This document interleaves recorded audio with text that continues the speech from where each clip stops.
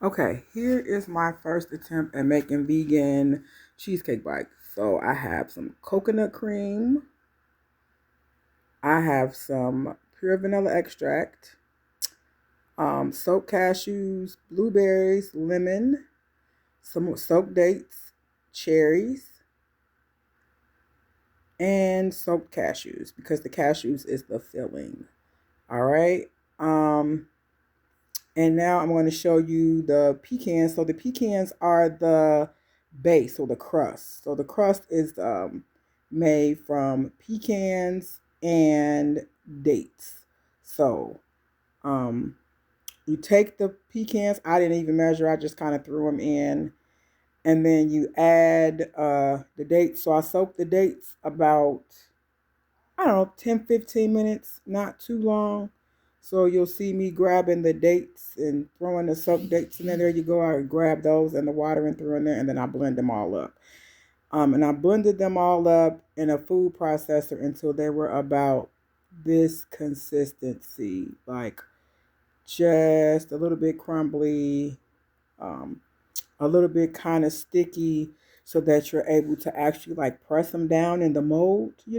So um, there it goes. It's like that is the right consistency right there, because you want it to be where you can kind of put the crust in and pack it down. So I wanted mine to be uh, not too crumbly, but like enough where it will hold the shape. So I put them all in the molds at the bottom. So that is the pecans and the dates. And then now I'm moving on to the filling.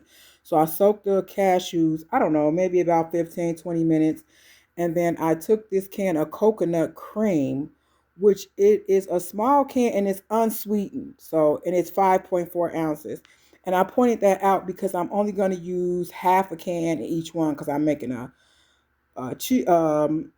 cherry one and a blueberry. So putting the coconut cream in each one of the containers so that I can blend it all up, um, so that it's equal. So one can of coconut cream, basically you can do a whole, dozen or whatever of.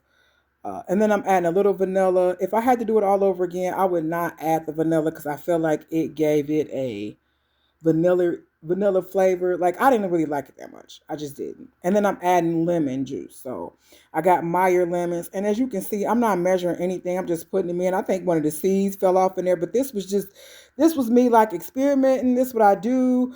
I'm working on making everything content because I make stuff and people are like, how do you make that? And I'm like, okay, go to the video.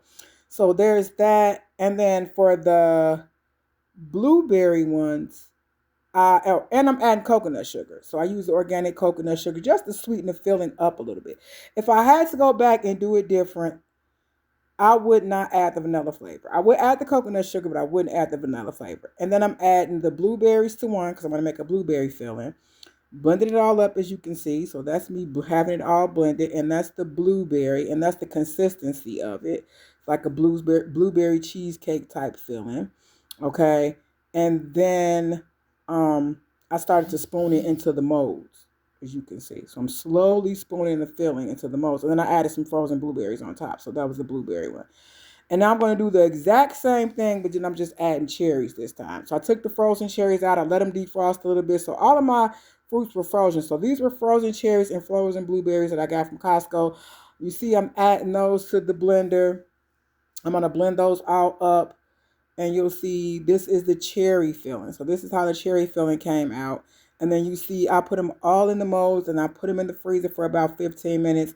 And they were ready to eat and they were delicious.